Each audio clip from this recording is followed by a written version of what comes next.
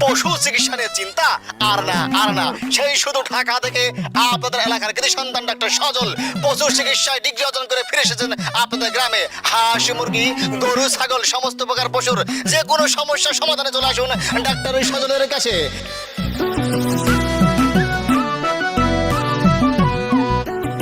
সুখবর সুখবর সুখবর, পশু চিকিৎসা নিয়ে চিন্তা আর না সেই বিদেশ থেকে ব্যক্তিদের। থামাও। আরে এই মামুন থাম। সাদিয়া কি সমস্যা? দেখতেছো যে একটা ইম্পর্টেন্ট কাজের সামনে যাইতেছি, তুমি রাস্তার মাঝখানে গাড়ি থামাইলে কি লিখিয়া? তুমি মাইক দিয়ে এমন জোরে জোরে চিল্লাইতাছো কেন? চিল্লাইতেছি মানে? আমি চিল্লাইতেছি? আমি নাকি চিল্লাইতেছি? কি কইডি? আমি হইছি একজন বিশিষ্ট ডাক্তার, আমি ছিলাম কি লিখিয়া? আর এই গ্রামে যে একজন বিশিষ্ট ডাক্তারের আগমন ঘটছে, এটা কি গ্রামবাসীরা জানানো লাগবে না? কি কষ্টরা?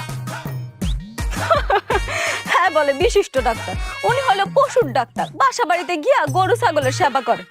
বিশিষ্ট ডাক্তার কইতে আইছে। কি কয়? এইটাই তো আসল ডাক্তারি। মানুষের চিকিৎসা তো সবাই করতে পারে, গরু ছাগলের চিকিৎসা কয়জনে করতে পারে? হ্যাঁ তাই নাকি? মানুষের চিকিৎসা সবাই করতে পারে? অবশ্যই পারে। পারবে না মানে? ওই মানুষের রোগ কয়টা? মানুষের রোগ হলো তিনটা: জ্বর, কাশি আর পাতলা পায়খানা। জ্বর হলে প্যারাসিটামল, কাশি হলে সিরাপ, আর পাতলা পায়খানা হলে বেশি বেশি ওরসেলাইন খাও। এছাড়া তো আর কোনো ঘটনাই নেই। ও, এছাড়া আর কোনো রোগ নাই তাই না? পৃথিবীতে মানুষের খালি এই তিনটা রোগই আছে। এছাড়া আবার কি এর রোগ?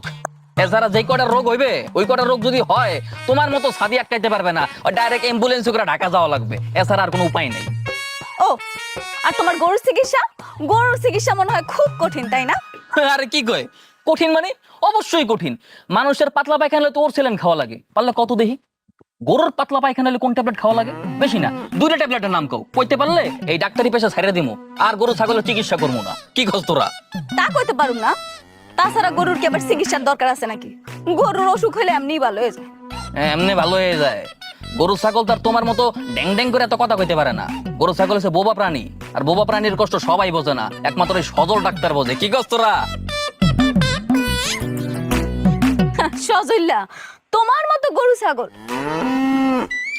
গরু ছাগলের ডাক্তারের সাথে কথা বইলা আমি আমার সময় নষ্ট করতে চাই না। শব্দ দূষণ হইতাছে, এই মাইক টাইক বন্ধ করে যাও, নিজের বাসায় যাও। মামুন, সারা গ্রামের মানুষের কোনো সমস্যা হইলে না আর একজনের আইসে হ্যাঁ নাকি অনেক সমস্যা হইতেছে, তুই এরপর তার জোরে জোরে মাইকিং করবি। এই মুখ সামলায় কথা কও।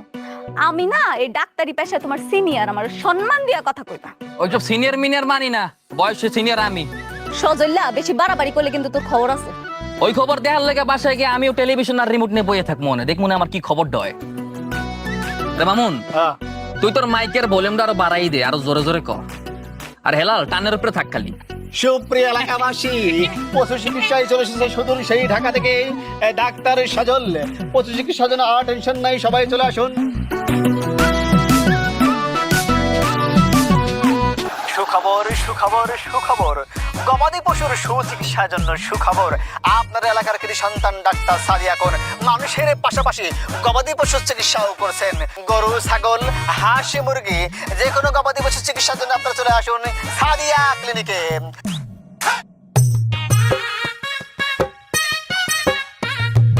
পশু চিকিৎসার জন্য আপনারা চলে আসুন এই সাদিয়া থামা। ক্লিনিক। এই মামুন, এই হেলাইল্লা, তোরা সব কেমনে বলি আর রক্ত লাগে বেইমানি?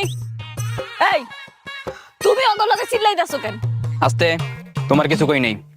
মামুন, এই আমার দিকে তাকা। এই তুই না আগে আমার লগে থাইকা সাদিয়ার বদনাম করতি, আজকে ওর লগেই তুই। তা কি করবো? তুমি আমারে যে সারাদিন মাইকিং করায় 200 টাকা দিতা, আপা আমারে বেশি দেয়, এখন আমি আবার লগে আছি। আচ্ছা, এই ব্যাপার না? তোর তুমি পরে দেখতেছি, দাঁড়া। আরে তুমি সব কি উল্টাপাল্টা কি প্রচার করতেছো? হ্যাঁ, গবাদি পশুর চিকিৎসা।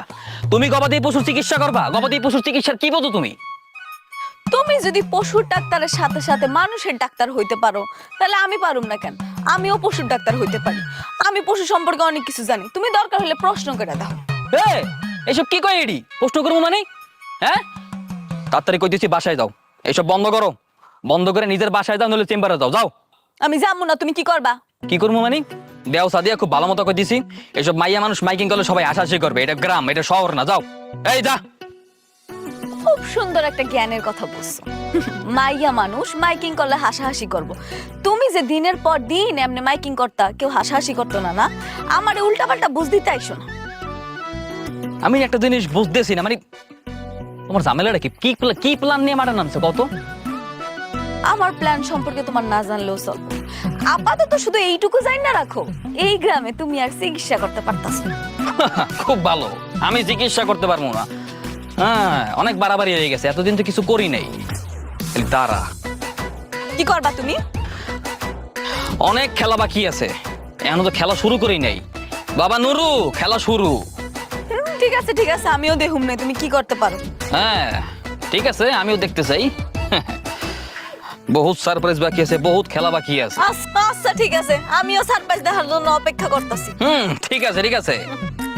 রে মামুন্যা আর হেলাইল্লা, তোকে দুইটার আমি দেখতেছি। তারা সুখবর সুখবর সুখবর, সাদিয়া ক্লিনিকে সবাই চলে আসুন।